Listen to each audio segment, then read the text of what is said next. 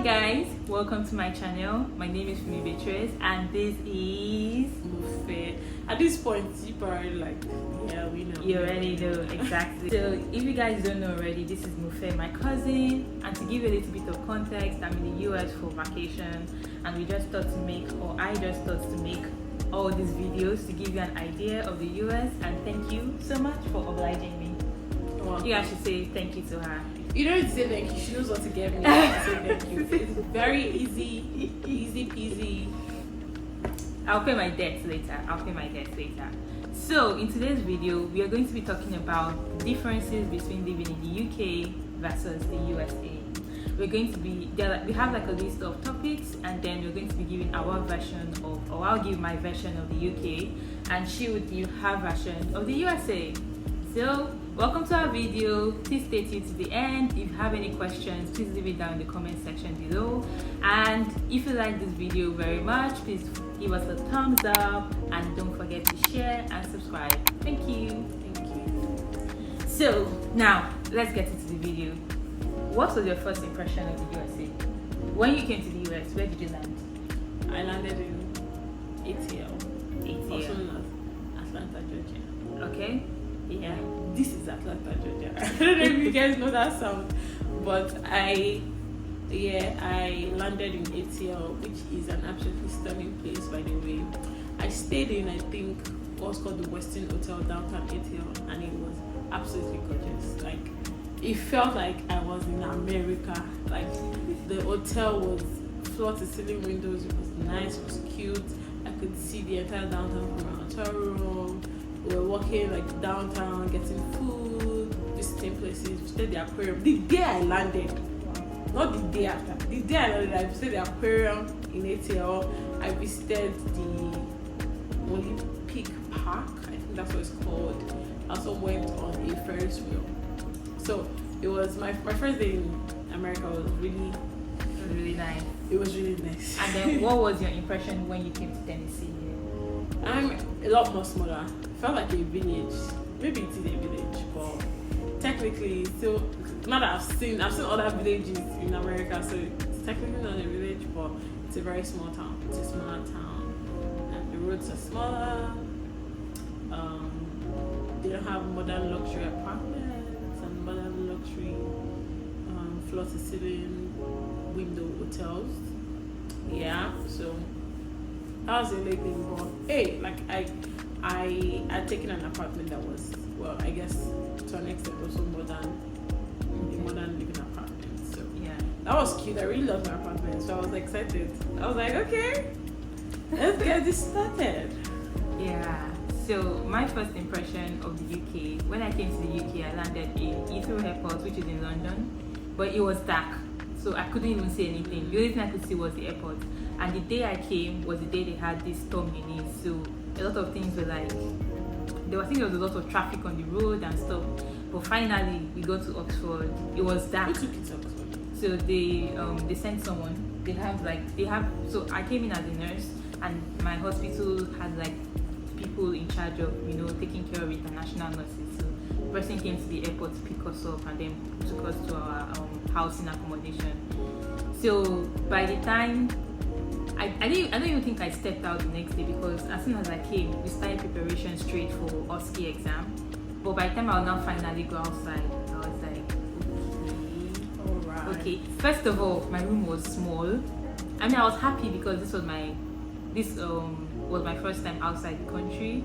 Well, no, actually, this is not my first time outside the country. But yeah, but I was just, I was happy. But when I got out, I was like, okay. In the UK, coming from Nigeria, the UK seems small. Like, houses are smaller, the roads are smaller. I mean, it's beautiful, and I stay in Oxford, so Oxford has like this very antique, kind of old but like nice, old rusty vibe, kind of nice vibe to it. I was like, okay. So that was kind of like my first impression of the UK, and then it was cold. God, we came in February. That night I couldn't sleep properly because I didn't know how to figure out the heating in my room. I tried turning it on. I called my friends. I think there was something wrong with it because it later started working and I didn't have to do it. I think there was just something wrong with it. So I couldn't figure out how to put on the heating in my room. So the heating in my room was not working. I wore the cardigan. I wore cardigan to bed. I wore like full trousers. I wore socks. I think I wore under cardigan or something. I tied everything. It was so cold. My room was freezing. Like I was shaking the whole night. And I didn't have food to eat. I mean, they gave us something to eat, but I was just looking at it like, what's this? Not even snacks. I think I bought something from the airport which I ended up eating, and I ate raw noodles that night. Oh my goodness. But yeah, that was my first impression of the UK. Like, okay. So now we're going to be talking about cost of living. I mean, all over the world there's been inflation in one way or the other. But what would you think about cost of living when it comes to like housing, like rent? Do you think it's very expensive? Comparing Tennessee to other parts of the states or other parts of America? I would say, like, honestly, well, I pay $1,000 for rent, which is pretty much on the high side for where I am. Because I know people pay way less than that for a 2-bedroom. Like I told you, like I know someone that pays like maybe 500, 600 for a 2-bedroom. But I like my apartment, so like that is big. So on an average, I feel like housing, whether it's here in this small town, city that I'm in, or whether it's in ATL, or whether it's in Dallas, Texas, or whether it is, I feel like you can get a nice place, a modern luxury place, but here or wherever, for about $1,600 per month. But if you really wanted to be like on a tight, strict budget, across the country, I can't say, I can only say for a year. Yeah. But I think across the country, having 1.6 for base rent is something that if you really like, you could find it in any way. You could find a place that is 1.6 base rent. Yeah. And what about food and? Food is now expensive.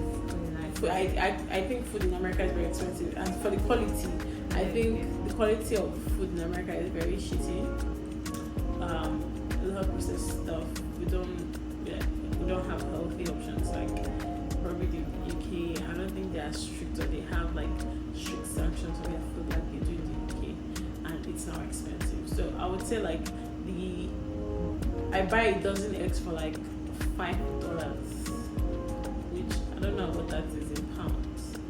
I buy my milk because I take lactose-free milk for about $5 also, and it's about, I'm trying to remember the size. I think 500 ml. I don't know what size. Yeah, we use milk. I think you guys use ounces. Yeah. But I think that was even written in milk. So that's for about $5. But that's an expensive type of milk. They are cheaper milk for like $2, $3. So yeah, that's basically it. I don't really eat American bread. I like my Nigerian bread, and that's more expensive than the American one. What else is like staple that you can use to judge in terms of food? I think food is expensive. Like if I wanted to do like a full grocery run, I would need $200. How much would you? Okay, if you were to say like, oh, I want to go grocery shopping for a week, how much do you think you would spend? I can manage $100 for a week. I can manage, but it wouldn't be like, I won't buy like rice. I won't buy like the major stuff. Yeah, but $100 should be enough for a week. So I spend probably like $400 every month. And how do you find transportation? Well, I have a car, so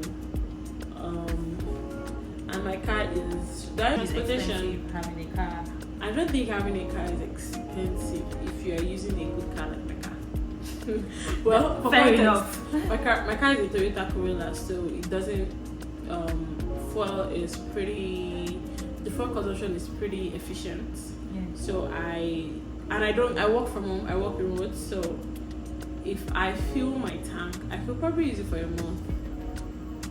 That's good. If I didn't have like, or I had to travel, or I had to help a friend out with something, like if it was just me, just doing grocery run and going to church, yeah, I could use a full tank for a month.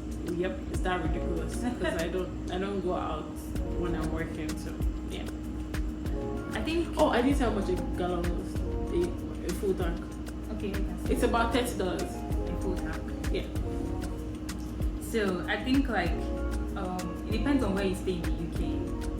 Housing are cheaper in some areas. So if you stay in England, if you stay in the north of England, housing is cheaper.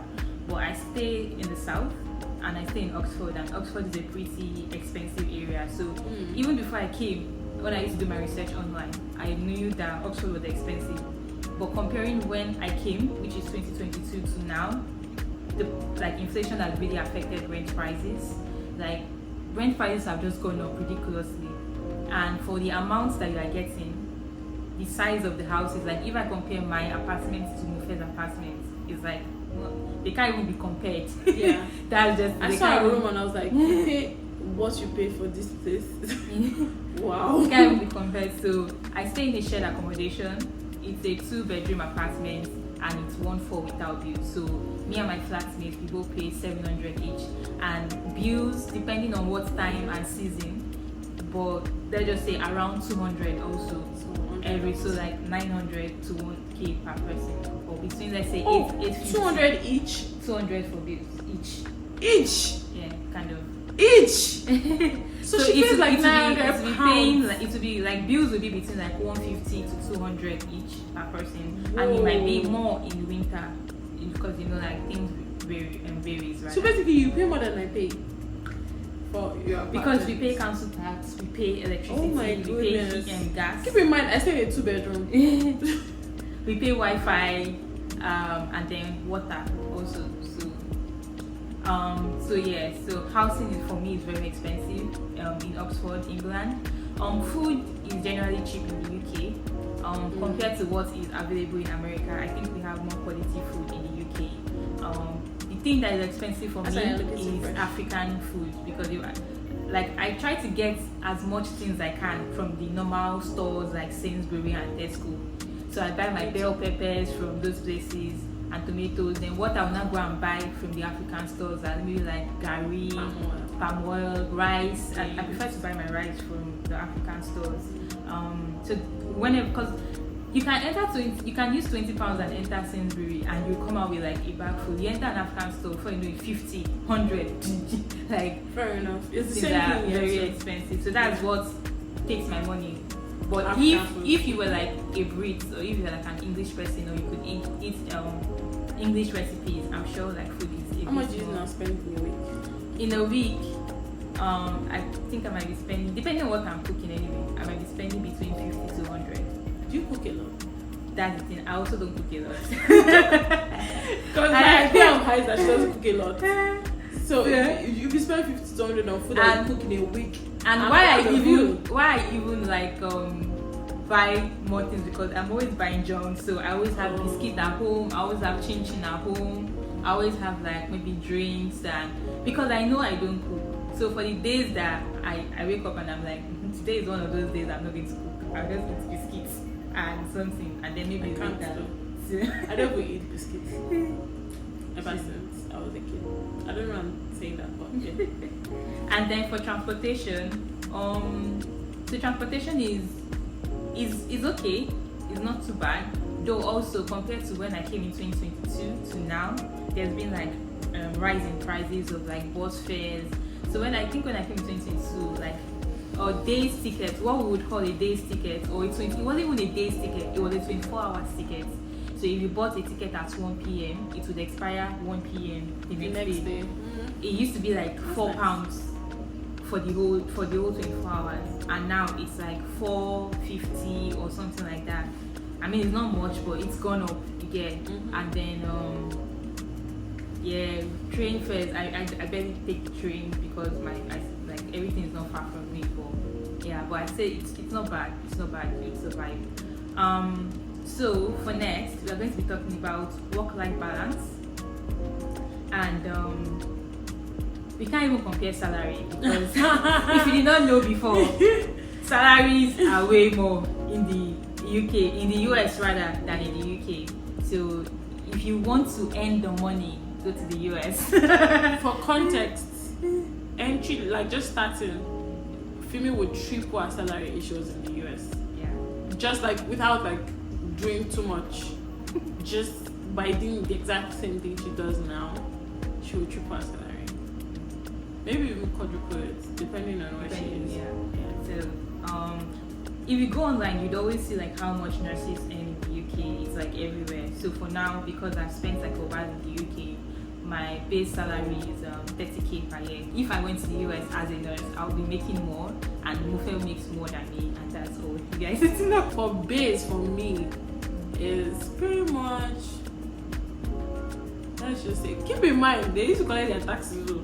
Yeah, this is before tax. So I think for like a tax. software engineer in the US, base should be like the least you should be collecting should be around 100k. I think. I'm not sure. Nobody should hold me to answer. But I'll just say probably 75 to 100k. Okay. And how about like annual leave? Like how many weeks do you have for annual leave in a year? So I don't know what the standard is, but my company has unlimited PTO. What that means is you can take as much time off as far as you have kind of like finished your work. Does that make sense? If you are up to, like if you've done your work and your manager is fine with you taking time off, you can pretty much take as much time off in a year as you want or you need. And that sounds cool, right? But trust me, there are downsides to that, because the caveat is if your manager is fine with you going to. I have a good manager, but other people might not be as lucky in my company. So yeah, I have unlimited PTO, but I think for, and I might be wrong, but I think for like the general people, I think you earn like 40 hours of PTO for every week you work. So if you do that calculation, like you 40 hours of PTO for every week you work. So I don't know what that translates to, or I don't even know if that's a real thing, but I think that's what it is. I don't know what it's like. So I think the UK is they are more generous with annual leave. So yes, they are. They are more generous with things like annual leave. So I think this year we didn't have a lot of annual leave because there were no much bank holidays, which is basically like public holidays. I'm sorry, dude. Nurses get bank holidays. So we don't like, you might not like, so how do I put it? You don't get to be off on your bank holidays, but they give you that. They add it to like your annual leave. Oh, so they give it to you as more time. More time. Oh, Exactly. that's so cool. Yeah. So I think in the first year I had about 7 weeks of annual leave. I might be exaggerating. So let's just say between wow. You depending on like where you work. You Americans are like what, 5 2 to weeks? 7 weeks. 5 to 7 weeks of annual leave. But that was because there was a lot of bank holiday that year. So that's why it was that plenty. Okay, what like three? this year, How do you have more bank holiday? Because that year I think that was the year the Queen died, so they took a bank holiday. So they had to, do a lot of ceremonies and yeah. Okay. So. Because we have the same bank holiday year in like every year, the holidays are just the same. There's no new holiday. What of sick leave? Do you guys get sick leave? We do. I can't remember what my sick leave is. So I think my problem is because I have an unlimited PTO situation. I kind of didn't listen or didn't read the remaining parts, because if it's unlimited, why do I have to be counting? But I think I have sick leave days. I can't remember what it is. I think I have there are also what we call me days, where you just take a day in a month every quarter. I can't remember. You just take a day for yourself, and so for people in my company, they like to do something like different. Maybe go painting, go pottery making, then they share their pictures at work and say, oh, this is what I did on my me day, or my me day I just took a 10k run or a 10k walk. That's kind of fancy shit. Me? I sleep. I stay in my house on my me day. But yeah, we have me days, and we have, I don't know if they still do that, like maybe every other Friday, like one Friday in 2 weeks, you kind of like have like maybe like an half work day. I'm not sure if they still do it, but either way, I love my job, as you can tell. Well, for sick leave too, I think the UK is also lenient. So it just depends. For my job, we are allowed to go on 3 episodes of sick leave per year. At least that's, so if kind of episodes per year. What's episodes? What did I say? Episode is like you can call in sick one time, 3 times in the year. Oh, okay. Yeah. So maybe you called in sick, you just have flu, you just needed 1 week to recover, and that person might call in sick, they might have something else, maybe like back pain or something, they might need 2 weeks to recover. Yeah. But also all these things have caveats. There are some episodes that once it's passing 1 week, you have to show like a doctor's report to show that okay, yeah, you really have this condition. Yeah, that's kind of it. I try to stay like within my 3 episodes per year. That's what I try to do. How many episodes have you had so far? This year? In this financial year, 1. I had what did I have? I can't remember. I think I had flu or something like that. Yeah. I've taken 1 sick day also. I think I had flu, and then I had to call it sick because there are just some kind of flu that just goes with. I was like, so, and do you guys have maternity leave or paternity leave? Oh yeah, we do. I think they give that for like 6 months. 6 months. I'm not sure. Hey, I just keep saying I'm not sure because I really am not sure. I've not read all those things into because I don't know if you can tell. We're both single. So maybe when I get married I'll start to look at all of those stuff. But for now, go call me. I just know that they give maternity and they give paternity leave. But I think the maternity leave is very generous. It's like probably 6 months. It's not the usual. At my company, I think the usual thing is like 3 months. Yeah, but I think at my company they are known to be wanting for being more considerate or something. So if I find out that this is wrong. So in the UK, well, this also depends on like what company you're working with. If you're working with like the government organizations or you're working with a private organization. But I think mostly if you're working in a government organization like I do, you could bargain up to a year of maternity leave. Paid maternity leave, by the way. Though maybe they will pay you like 6 months full, then the next 3 months. There's a way they calculate it to not be half, or you can bargain like 1 year paid maternity leave. And then paternity leave, they give them 2 weeks. I think it's 2 weeks paternity leave. I think that was more than 2 weeks, but maybe just like 4 weeks or something. Anyways, I'm not going to mention where I work, so people will never catch me in my life. And how do you find working in the USA? I think for medical personnel, it might be more, like you said, they get less holidays. So that's the only thing. But I know like a typical doctor in the US barely gets that much time off. So I feel like that is more strenuous. I feel like, I don't know if it's compared to UK, but I know compared to Europe, people in the US have to work a lot more. Like the hustle culture here is very crazy. I think people think that, you know, just come and make the money. Yeah, that is Nigerians. In Nigeria, they also the hustle culture in the US is crazy. Like people work. So I think they work less holidays than what I'm used to in Nigeria. There's no random holiday that will just pop up.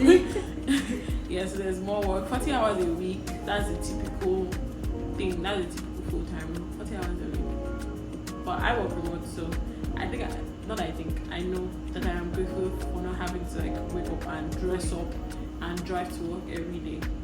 Okay, so for me, how did I find working in the UK? Very, very formal. Demure. You have to work for every pence that you are paid. Is it yeah, we call it pence. Okay. You have to work for every pound that you are paid for. And it took me a while to adjust to the 12 hours or 12.5 hour shifts. Even though I used to work 24 hours in Nigeria, but like, you know, like here, you just really have to work. So what were you doing for the 24 hours in Nigeria? No, so you used like, to sleep. let's say here in the UK, 12.5 hour shifts, right? You only have 1 hour break. If it's a day shift, even in the night set, you only have 1 hour break.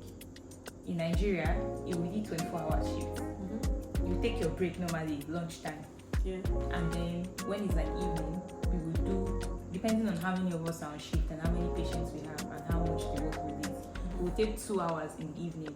Let's say from 5 to 2 hours, just rest, offload. Then we go back to work again. or will alternate, and then in the night, depending on how busy it is, we'll take 3 hours to rest and sleep.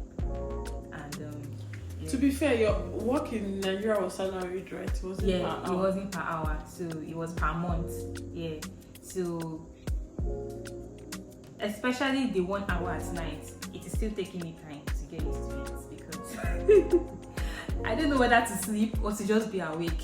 Because if I sleep, when I wake up, when it is 1 hour, when the 1 hour break is over, it's as if that's when the sleep was just accelerating. And then you wake up, you have a headache. I just need to say, being a nurse is not a walk in the park. Because why do you have a 24-hour shift? I don't care if you get 3 hours break or if you get 10 hours break. Why is there a shift that exists that is 24 hours? Well, it started because of COVID.